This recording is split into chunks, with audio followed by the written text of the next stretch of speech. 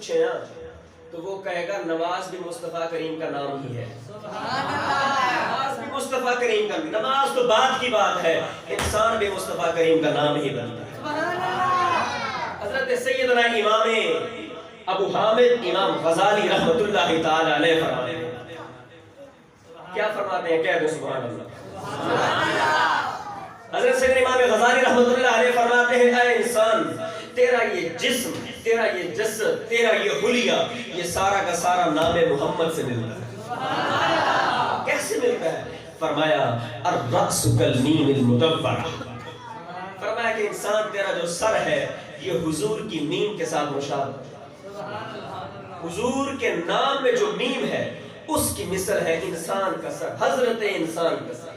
حضرت انسان اس لیے کہہ رہا ہوں کہ اللہ نے انسان کو اشرف المخلوقات بنایا، اور انسان کو اشرف المخلوقات کیوں نہ بنایا ہو؟ کیونکہ اپنے محبوب کو جو انسان بنا کر، انسان نہیں انسان، یہ انسان ہے. اعلیٰ حضرت فرماتے ہیں انسان نہیں انسان، یہ انسان ہے، یہ ایسے انسان ہے کہ ان جیسا کوئی بشر ہے ہی نہیں. میں الرأس والمیم کہ یہ تمہارا سر جو ہے یہ میم محمد کی مثل ہے. اور فرمایا البطن کالدال، یہ تمہارا پیٹ جو ہے یہ دال کی مانند ہے. کالحا، یہ ہا کی مانند ہے. اور فرمایا الرجلان، یہ تمہارے جو ٹانگیں ہیں یہ دال کی مانند ہے. اور فرمایا کہ جو اختتام ہے انسان اختتام، الاختتام کالدال، تمہاری ٹانگوں کا جو اختتام ہوتا ہے وہ دال پر ہو جاتا ہے. فرمایا دیکھو تو صحیح اے انسان کہ تمہارا پورا کا پورا جسم نام محمد کی مثل ہے. سبحان اللہ. اس سے آگے بڑھ کے انسان جب نماز کے اندر کھڑا ہوتا ہے تو نام احمد کی مثل بن جاتا ہے. جب اللہ اکبر کہہ کر ہاتھ باندھ کر کھڑا ہو جاتا ہے تو گویا یوں ہوتا ہے القیام کالالف، کہ انسان کا قیام اس طرح ہے جس طرح حضور کے نام نامی اسم گرامی احمد کی الف. سبحان اللہ. زمین پر محمد صلی اللہ علیہ وسلم، صلی اللہ علیہ وسلم، اور آسمان پر احمد. فرمایا کہ انسان ذرا دیکھ تو صحیح، جب تو اپنے رب کی بارگاہ میں کھڑا ہوتا ہے، جب اپنے رب مجنون تھا نا، مجنون بار بار زمین پر ہاتھ کے ساتھ یا کسی چیز کے ساتھ لکھ رہا تھا. مجھے گزرنے والے نے دیکھا، کیا لکھ رہا ہے؟ دیکھا لیلا لکھتا ہے مٹا دیتا ہے. عاشقوں کو سمجھ آ جائے گی. لیلا لکھتا ہے مٹا دیتا ہے، پھر لکھتا ہے، پھر مٹا دیتا ہے، پھر لکھتا ہے. اور پوچھا ہے مجنون تو پاگل ہو گیا، دیوانہ ہو گیا، لیلا لکھتا ہے پھر مٹا دیتا ہے، پھر لکھتا ہے پھر مٹا دیتا ہے. انہوں نے کہا تمہیں تو نظر آ رہا ہے میں لکھ کر مٹا رہا ہوں، تمہیں کیا پتا میں نام بار بار لکھ رہا ہوں اور اپنے دل کو سکون دے رہا ہوں. تو رب ذوالجلال بھی انسان کو نماز عطا فرماتا ہے، تحفہ عطا فرماتا ہے. اے انسان تو نماز پڑھ، جب قیام میں ہوگا تیرا قیام میرے مصطفیٰ کے نام کے احمد نام کے الف کی مثل ہوگا. تو اپنی نماز پڑھ رہا ہوگا، عبادت کر رہا ہوگا، میں اپنے محبوب کا تصور کر کے خوش ہو رہا ہوگا. فرمایا کہ تمہارا قیام نام اسم گرامی احمد کی الف کی مثل ہے. فرمایا جب تم رکوع میں جاتے ہو نا، الرکوع کالحا، تمہارا رکوع جو ہے وہ نامی اسم گرامی احمد کی ہا کی مثل ہے. احمد کی ہا کی مثل ہے. اور فرمایا کہ جب تم سجدے میں جاتے ہو، جب تم سجدے میں جاتے ہو السجدۃ کالمیم، فرمایا تمہارا سجدہ کرنا اس طرح ہے جس طرح حضور کے نامی اسم گرامی احمد کے اندر میم ہے. سبحان اللہ. جب تم تشہد میں بیٹھتے ہو، التحیات میں بیٹھتے ہو، تو تمہارا وہ بیٹھنا التشہد کالدال، تمہارا تشہد میں بیٹھنا بس تمہاری نماز کا اختتام ہوتا ہے حضور کے نامی اسم گرامی بھی محمد. جلال تو اپنے محبوب کریم کا نام دیکھ دیکھ کر خوش ہو رہا ہے. یہی وجہ ہے کہ نماز پڑھنے کی اتنی برکتیں ہیں کہ بندہ سلام بعد میں پھیرتا ہے، رب سارے گناہ پہلے معاف فرما دے. حضور کو اللہ تعالیٰ نے بڑی شان عطا کی. اب پیچھے کوئی واقعہ بیان کر رہا تھا، اب ذہن سے نکل گیا، اب آگے چلتے ہیں. کہہ دیں سبحان اللہ.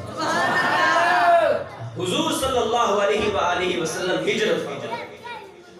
ہجرت فرما رہے ہیں اور راستے کے اندر ایک گھر آتا ہے، چھوٹی سی کلی آتی ہے ام معبد کی. ام معبد ایک غریب عورت ہے، ان کی ایک کلی آتی ہے، ان کا ایک چھوٹا صاحبزادہ ہوتا ہے ابو معبد، وہ بیٹھا ہوتا ہے. میرے آقا گزر رہے ہیں، بھوک لگتی ہے. حضرت سیدنا صدیق اکبر بھی ساتھ تھے. حضور نے فرمایا کہ صدیق کھانے کو کچھ ہے؟ عرض کیا رسول اللہ نہیں ہے. حضور نے فرمایا اچھا یہ کلی ہے، غریب کا گھر ہے، یہیں دے رہا. یہ دعا کیا کرنا اللہ ہر گھر میں حضور کو تشریف لے. ہر گھر میں حضور تشریف لے، وہاں حضور تشریف لے جاتے ہیں اور وہاں پہ معبد ہوتی ہیں، حضور کا مکھڑا دیکھتی ہیں، حضور کے حسن کو دیکھتی ہیں اور حسن مصطفیٰ کو دیکھنے کے بعد بہت خوش ہوتی ہیں. بہرحال حضور فرماتے ہیں کھانے کو کچھ ہے؟ عرض کرتی ہیں رسول اللہ نہیں. جانتے نہیں کہ انہوں نے کرنے نہیں ہے. گھر والے کہاں ہیں؟ انہوں نے کہا وہ تو بکریاں چرانے کے لیے گئے ہوئے ہیں. گھر کے اندر حضور دیکھتے ہیں ایک کونے میں ایک بکری کھڑی ہوتی ہے، بڑی لاغر، کمزور اور بیمار ہوتی ہے. حضور فرماتے ہیں کہ ہم اس بکری کا دودھ دو لیں. انہوں نے کہا عرض کی کہ حضرت آپ کیا بات کرتے ہیں، آپ ہمارے مہمان ہیں، مسافر ہیں، شرمندہ تو نہ کریں، یہ تو بیمار ہے، لاغر ہے، کمزور ہے، یہ تو بیچاری کھڑی ہے. حضور نے فرمایا اگر تم چاہو تو دو لیں. دو. حضور صدیق اکبر رضی اللہ تعالیٰ عنہ کو فرماتے ہیں بکری لے. بکری لاتے ہیں، حضور اس کی پشت پر ہاتھ، برکت کا ہاتھ پھیرتے ہیں، بکری ٹھیک بھی ہو جاتی ہے اور تھنوں میں دودھ بھی لے آتی ہے. حضور فرماتے ہیں انہیں بابت برتن لے آؤ، برتن لے آؤ. برتن لے آتے ہیں، سارے کے سارے گھر کے برتن بھر جاتے ہیں. حضور نے جو تناول نوش فرمانا تھا نوش فرمایا. حضور تشریف لے کے ہجرت کے لیے مدینہ شریف حضور پہنچے. پیچھے معبد کا گھر والا آتا ہے، دیکھتا ہے کیا رانائیاں ہیں، کیا خوشبوئیں ہیں، کیا خوبصورتی ہے، ٹھنڈی ٹھنڈی ہے، عجیب و غریب مہک ہے جو پہلے نہ سنی تھی. پوچھا گھر والی سے کہ کون تھا جو آیا تھا، یہ کیا ماجرا ہے، گھر میں اتنی خوشی کی لہر اور اتنی خوشبو کہاں سے آ گئی. اب وہ بڑھیا عورت جو تھی وہ حضور کا نام پوچھنا بھول گئی. انہوں نے سوچا کہ ایک شخص تھا وہ اتنا حسین تھا، آیا بکری پر ہاتھ پھیرا تو وہ ٹھیک بھی ہو گئی اور دودھ بھی دو دیا. یقیناً وہ شخص مبارک تھا. انہوں نے حضور کا نام رکھ دیا مبارک. کیا نام رکھا؟ مبارک. انہوں نے کہا ہمارے گھر میں ایک مبارک آیا تھا. اب میں مختصر کروں گا آخر میں اس کا ایک تھوڑا سا جو وہاں پر سنایا تھا. بھائی جان قبلہ کہہ رہے تھے کہ ایک بار یہاں بھی سنا دیں، حسن مصطفیٰ وہ سارا سنا دوں گا، پھر اس کی تھوڑی سی تشریح کر لیتے ہیں. اب انہوں نے کہا کہ مبارک تھا. اچھا کیا کیا خصوصیات تھی؟ انہوں نے حضور کا حلیہ مبارک سارا کا سارا بیان کر دیا. اب دوسرا دن پھر ہوا، پھر آیا، کہا کہ وہ مبارک آیا نہیں آیا. کہا کہ اچھا کھانا بعد میں کھائیں گے، پہلے اس مبارک کے بارے میں تو سب سے پہلے مبارک کے بارے میں سنتے پھر کھانا کھاتے. گویا سب سے پہلے میلاد مصطفیٰ پڑھتے اور پھر کھانا کھاتے. یہی کیفیت ہے نا. پوچھتے معبد، گھر والی سے پوچھتے ہو معبد بتانا وہ تیرا مبارک کیسا تھا جو گھر میں آیا تھا. معبد بیان کرتے ہیں کس طرح کہیں سبحان اللہ. حسن جسم تام مرقد يتلألأ وجهه تلألؤ القمر ليلة البدر رحم الراحة كسر اللحية رجل الشعر يهدم الأشفار أسمر اللون يظهر اللون أبيض مريح مقصد أشنب وأطيب من كل طيب كأنه سبيكة فضة أزج الحواجب سوابغ من غير قرر بينه مائل ضخم الكراديس واسع الجبين يقرأ العينين له نور يالور ذليل الفم عظيم الجنب عظيم الهامة كأنه نقه الجيد دنيا في صفاء الفضة بجيل المشاش والقدر بادل المتماسك معتدل الخلق يشكل العينين يكهل العينين يداج العينين سهل الخدين أفرد السريجتين طويل الزندين شسر الكفين والقدمين خمصان اللخمسين مسيح القدمين أنور المتجرد دقيق المصربة دار البطن والصديين مما سوى ذلك أشعر الزرائين والمنكبين وآل الصدر وإذا ما بين المنكبين السائر الأطراف أريد الصدر سواء البطن والصدر خافض الطرف منه صراط ذو خاتم النبوة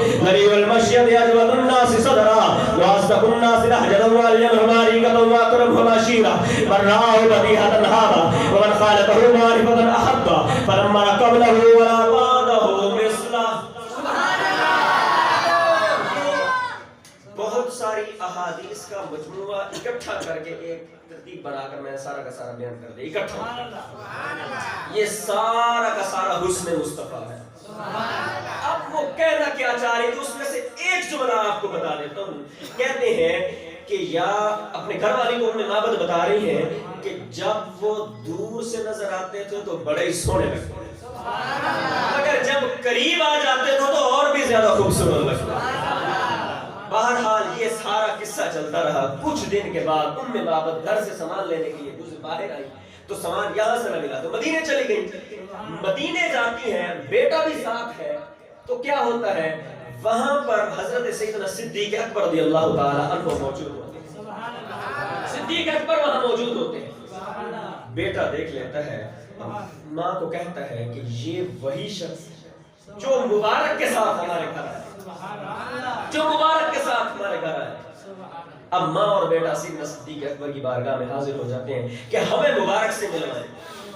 آپ کو کیا پتا تھا کہ انہوں نے حضور کا نام مبارک رکھا ہے؟ کہا کون سا مبارک؟ انہوں نے کہا تم بھول گئے ہو، یہ وہی مبارک نہیں ہے کہ تم ان کے ساتھ آئے تھے، لاغر کمزور بکری تھی، دودھ بھی نہیں دیتی تھی، انہوں نے ہاتھ پھیرا تھا، ٹھیک بھی ہو گئی تھی، دودھ بھی دینے لگ گئی تھی، وہ اتنے حسین تھے، دور سے بھی سونے نظر آتے تھے، جب قریب آتے تو اور بھی زیادہ خوبصورت نظر آتے۔ اچھا میرے مصطفیٰ کی بارگاہ، میرے مصطفیٰ کے بارے میں پوچھ رہی ہو نا؟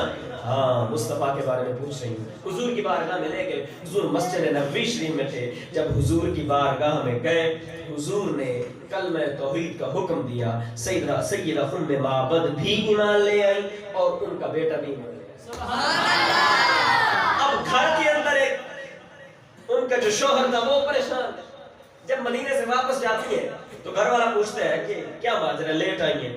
وہ بتاتی ہیں کہ اس طرح ہم وہاں گئی تھی، راستے کے اندر چکلش ہو جاتی ہے بیٹے اور ماں کے اندر۔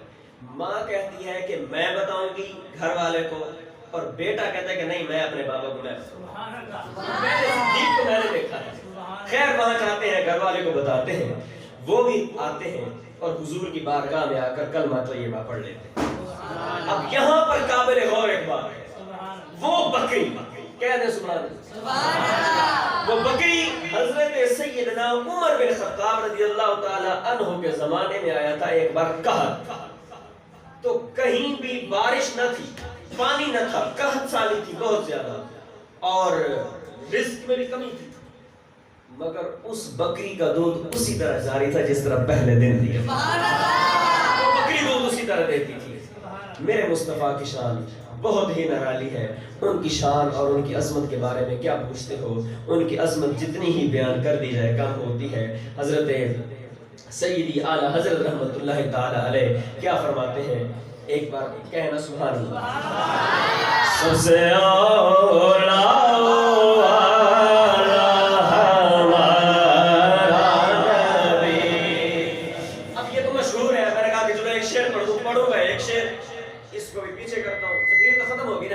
اب ہم ایک شعر ناز شریف کا پڑھ کے اپنی اختتام کریں گے، سب مل کر پڑھیں۔ سب سے